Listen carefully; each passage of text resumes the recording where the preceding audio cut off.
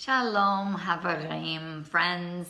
This is Devorah Kalik again from Israel, from Bless Israel Network, and we're continuing on with our series, The Joy of Chanukah, and today we're going to be doing part 3.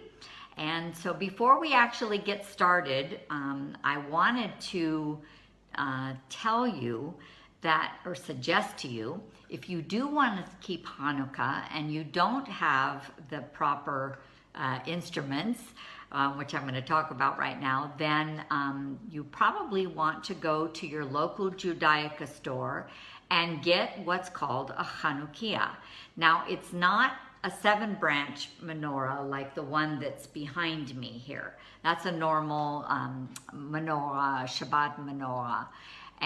But what you want is an 8-branched, actually it's got 9 branch menorah like this. Well, it's actually called a Chanukiah. And what you see, it has a place for 8 candles, and then the center one is called the servant candle or the shamash, and it lights the other candles. So they come in all shapes and sizes. There's large ones and small ones, and you can also find the candles usually at your local Judaica store, so that you can light it beginning on Saturday evening, which is Christmas Eve. And so tomorrow, or in part 4, I will share with you the order which we place the candles and the order that we light them, because it is different according to Jewish halakha, Jewish law. So I'll share more about that tomorrow. Well, and it might be later today, depending on what I get done. Okay, so we're continuing with our Hanukkah series today, and we're setting the basis, a basis of understanding for Hanukkah and why it is important for the believers and followers of Yeshua to keep. A couple hundred years ago, or a couple hundred years after King Hezekiah, the Babylonian captivity took place. Jeremiah was in Israel and Ezekiel was in Babylon. And Ezekiel had a vision of the glory of the Lord departing from the temple and the city of Jerusalem. And it says in Ezekiel chapter 10, verse 4, if you'd like to turn there, you can always pause me, and then when you find it, start it up again. So Ezekiel chapter 10, verse 4 says, "Then the glory of the Lord rose from above the cherubim and moved to the threshold of the temple. The cloud filled the temple, and the court was full of the radiance of the glory of the Lord." So remember, if you've read this before, Ezekiel's having a pretty wild vision, and there's these turning wheels, and he sees the cherubim, around the throne. It's crazy what all he sees. And so anyway, that's what this vision is talking about. In Ezekiel 10, verses 18 and 19, it says, "Then the glory of the Lord departed from over the threshold of the temple and stopped above the cherubim."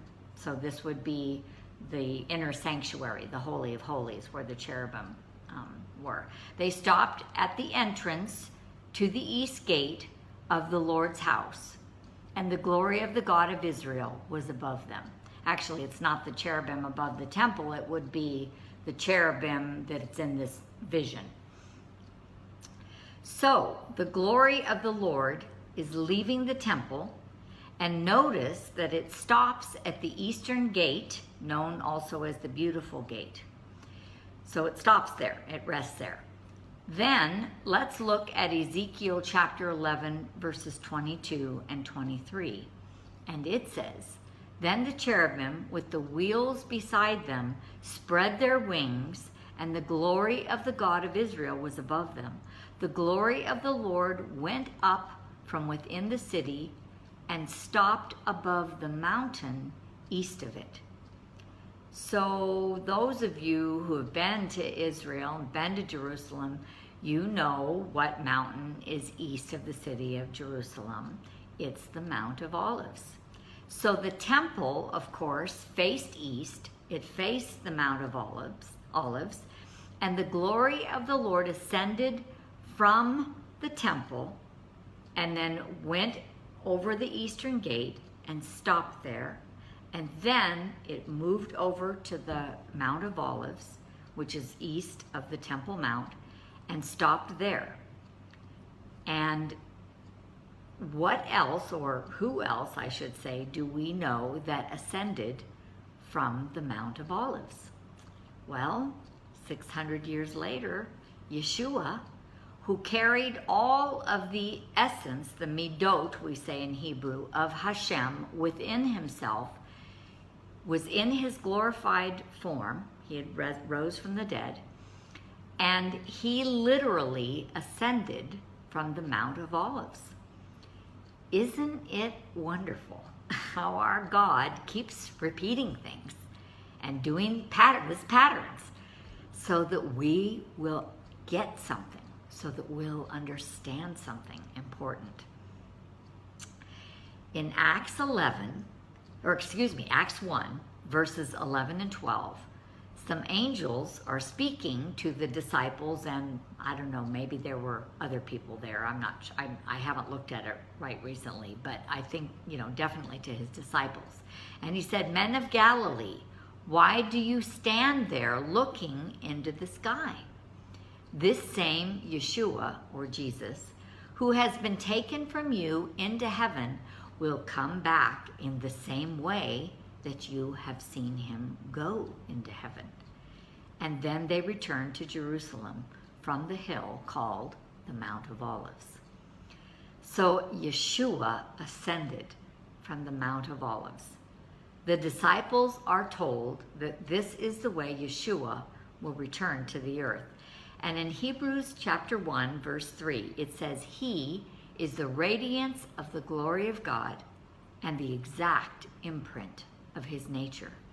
So the radiance of the glory of God departed from the very same spot as years earlier the Shekinah, or the glory of the Lord, departed.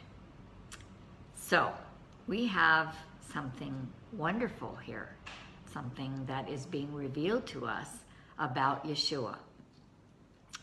And what does it say about the Messiah's return, or the glory of the Lord's return? In Zechariah, in chapter 14, verse 3 and 4, it says, "Then the Lord will go out and fight against those nations, as he fights in the day of battle. On that day, his feet will stand on the Mount of Olives, which is east of Jerusalem."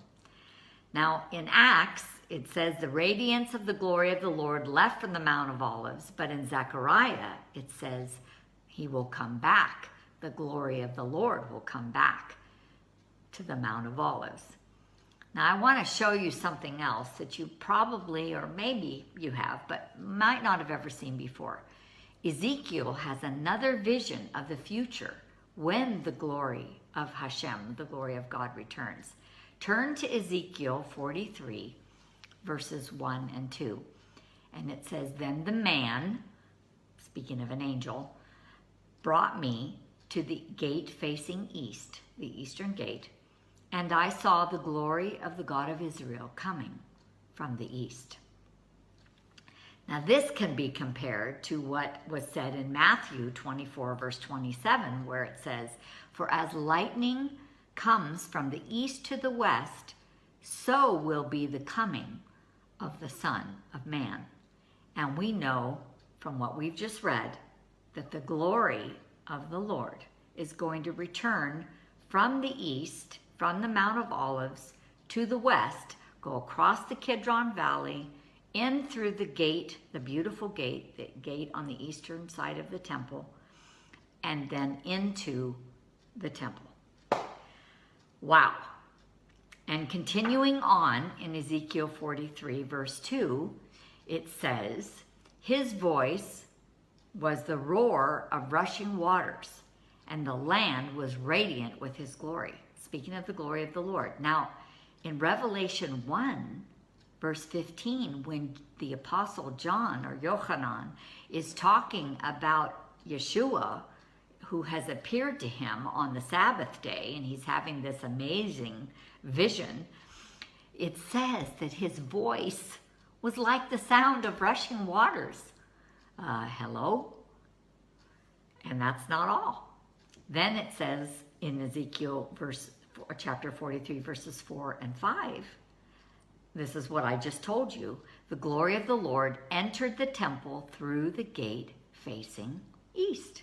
And then the Spirit lifted me, Ezekiel, and brought me into the inner court.